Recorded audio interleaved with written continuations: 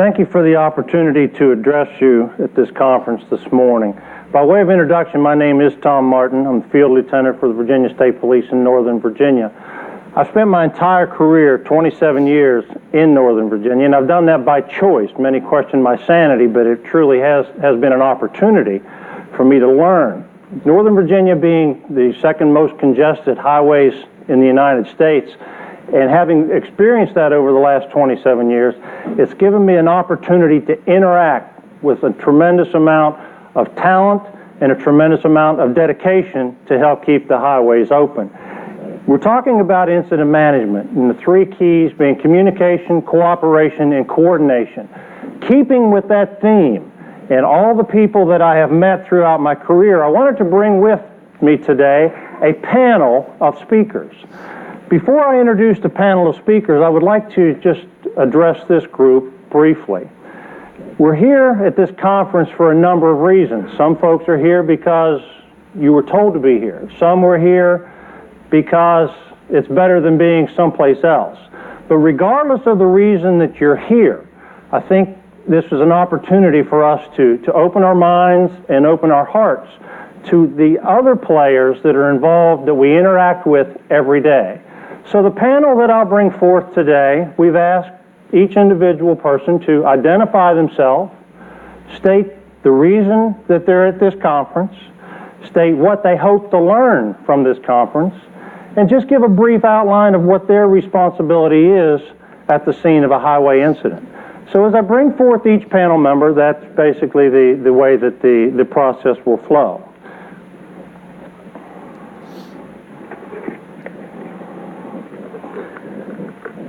My name is Pete. I am VDOT. I design the roads, I build the roads, I maintain the roads, I pretty much own the roads. So if it happens on the road, I'm in charge. The reason that I'm at this conference today is perhaps to learn from the organization as to why, when I receive gazillions of dollars from the federal government every year to do pretty much whatever it is I choose to do, we receive little respect when we're responding to an incident. What I would like to have happen is emergency legislation putting red lights and sirens on my yellow trucks.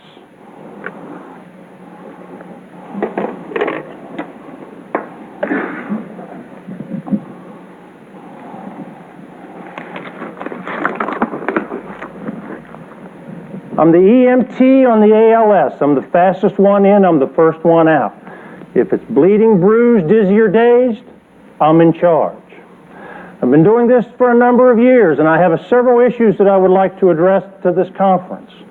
One being why, when I respond to an accident scene, I've extricated my patient, I have them tied to a backboard, I have the IV started and the ringers lactated.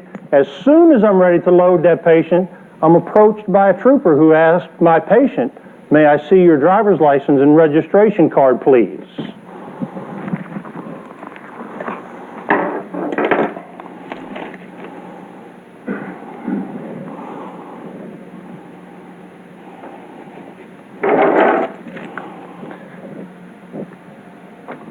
My name's Larry. This is my brother Daryl. My other brother Daryl. We're from Larry, Daryl, and Daryl Towing and Recovery. We've come to this conference for a number of reasons, but first to say that the incidents that happen on the highways don't get cleared until my records clear it. I guess that pretty much makes me in charge. A number of issues need to be addressed when we're dealing with the towing community. First, what I'd like to learn from the participants of this conference is why is it we talk a lot about public-private partnership, and I'm pretty much the only private parts of this public-private partnership. I'm the one that has to pay for my wreckers, which cost as much as fire trucks. I'm the one that has to pay for the drivers to be on standby, whether they're used or not. I'm the one that has to pay for all the insurance that the private sector has to pay for their employees. The question comes as to why, if I'm the private part of this public-private partnership, am I the last one called, told what equipment to bring instead of what the problem is? Why, if excuse me, being the last one called, I'm criticized for when I get there late, and the first call that I get when I get back to my shop is why I have charged so much.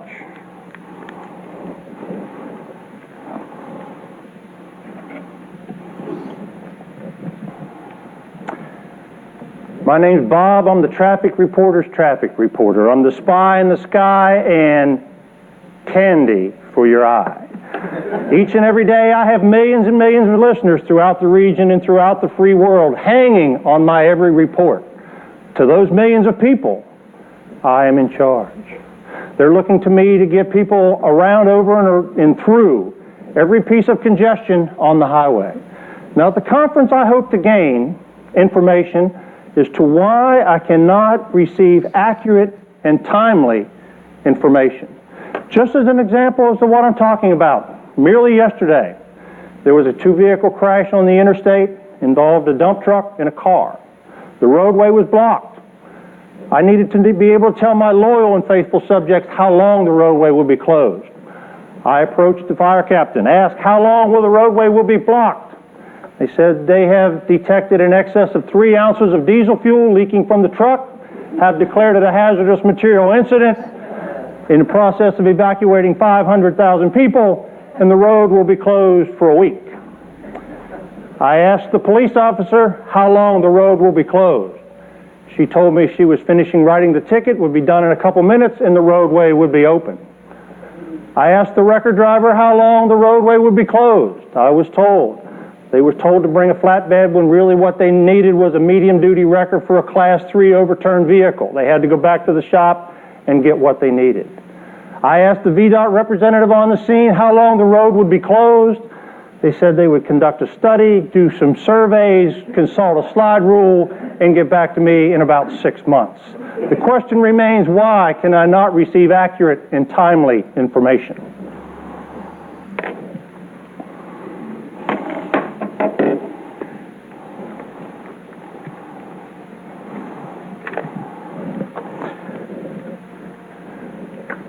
My name's Jerry.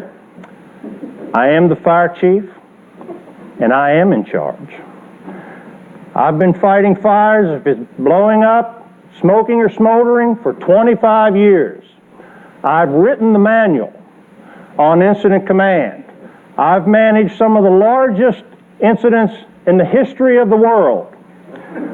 The question that remains today, as to with all my experience of saving children and kittens, why, when it comes to highway incident management, does everyone feel compelled to tell me how to do my job?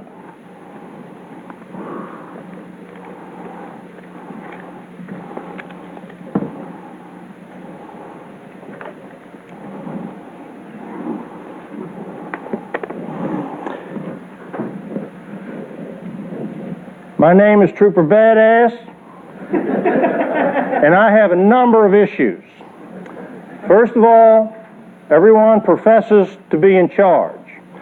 Well, through my many, many decades of experience in law enforcement, I have learned that nonverbal communication is one of the best ways of getting a message across. So, through nonverbal, I will pose the question to you. Who's in charge? Who's in charge?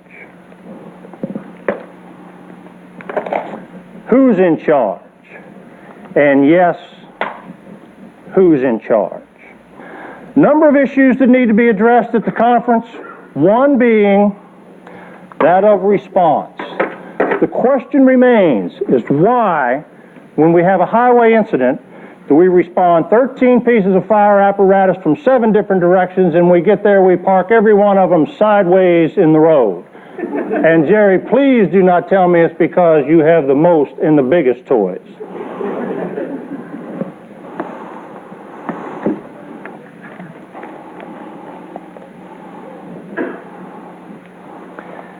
My name's Rob, and I'm the commuter. I've got my cup, I've got my razor, I've got my paper, and yes, I have my cell phone. And keeping with AAA responsibilities of the responsible driver, we do operate hands-free. I have tremendous amount of complaints to share with you today. I am a taxpayer. I pay your salaries, which pretty much makes me in charge. Each and every day when I'm operating on the highways of this region, I experience problems. I want all those problems to go away. I want nothing in the HOV lanes except me, even though I drive by myself. I do have the email address for the chief. I know Dr. Gridlock personally. And I wish to express to this group today the importance of me, the commuter, who you work for.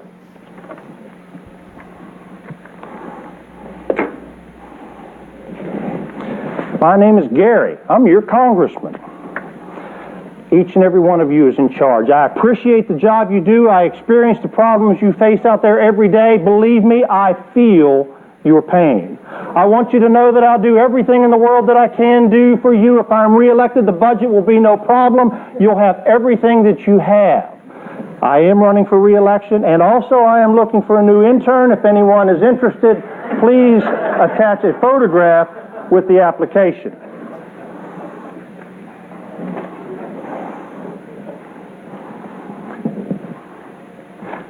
Folks, I'd like to thank the panel members for coming up here today and sharing with you their responsibility and sharing with you their concerns that they have.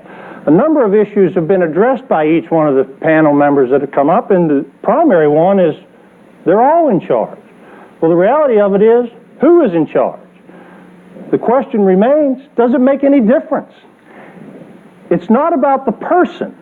It's about nothing more than the hats. It's all about hats. It's not about the individual. It's not about the rank. It's not about anything other than the hat that you wear. The hats are the critical part. We are not the critical part. Who is in charge? The better question is, who is in charge of what? Do we want people who do not have the expertise in a certain field making the decisions for the others? Probably not. Picture yourself as the victim. Who do you want tending to your problem?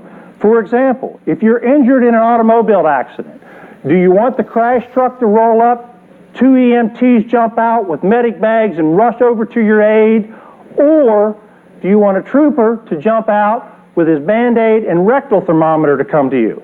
Probably you want the person wearing the right hat to do the job. That's got to be our focus. When we remember that we're all wearing a hat, and we remember that other people in their hats also have the responsibility, it aids us in answering the question, who is in charge of what? When we look at the overall process of that of incident management, we know that it's got to be coordination, communication, and cooperation. If we have all three of those as equal parts of a triangle, we have an excellent incident management process. But I profess that all parts are not equal until we have the coordination, communication only backed up by our cooperation. It has to start with cooperation. When we look at all the hats that have to be players in mitigating an incident, we know that there are many, many factors. The best way to work through those factors is that process of unified command, where all people in all entities and all expertise is shared to make the right decisions. How do we get this knowledge and information? Well, there's certainly many, many manuals, many documents that's provided. Certainly from the National Fire Academy, many incident management, incident command, and unified command classes are offered. The incident command structure itself, the manual, provides much, much information. Incident management by the American Federation of Trucking. Trucking Association is very interested in how we manage our incidents. The I-95 Corridor Coalition provides us with incident management response and incident management information. The International Association of Chiefs of Police provide us with a document for training on unified command for law enforcement. But there's many, many other books that provide us the information we need. But over the years, I've found that there is one book, one incident management manual that's critical for all of us to follow, and that is this one. All I really need to know, I learned in kindergarten. If we follow what is professed in this incident management manual, all the hats will become one in understanding and mitigation. I'll share with you just a few of the highlights of what each of us learned in kindergarten. Perhaps we have forgotten.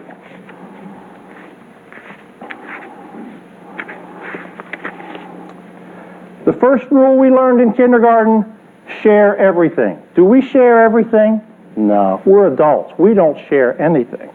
We certainly don't share information. We don't share time. We don't share many, many things. But we learned in kindergarten the importance of sharing everything. Incident management rule number 1. The next, play fair. Do we play fair?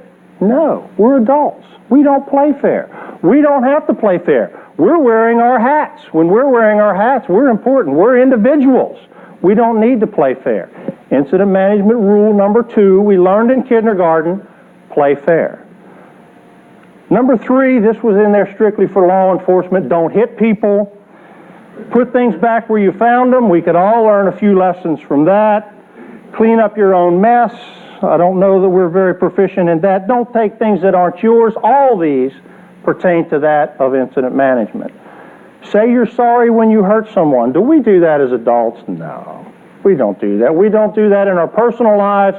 We certainly don't do that in our professional lives. If we offend someone else wearing a different hat than ours, do we ever go back and say, I shouldn't have done that, I screwed up, maybe we can do it better next time? We don't do that because we're adults. We have pride, we have egos, and we have big hats. But once upon a time, we learned. Say you're sorry when you hurt somebody. Wash your hands before you eat. That's a sick leave issue for all of us. Flush. Good rule. Warm cookies and milk are good for you. Law enforcement side, 7-Eleven coffee and donuts. Live a balanced life. Learn some, think some. Take a nap every afternoon. The more age I have, the more important that's becoming. But this last one, when you go out into the world, watch out for traffic, hold hands, and stick together. That hold hands part, personal preference, don't ask, don't tell. But the rest of the information, when you go out into the world, in which we do every day, watch out for traffic. It's critical to our safety. And stick together. This is one of the areas that we've lacked over the years. It's one of the areas that all of us, through communication, coordination, and cooperation, can make our sticking together much, much easier, make our incident scene much, much safer, and make the process of cleaning up the traffic messes that occur each and every day much, much greater. With that, thank you for your time and attention. It's been a pleasure for me to address you today.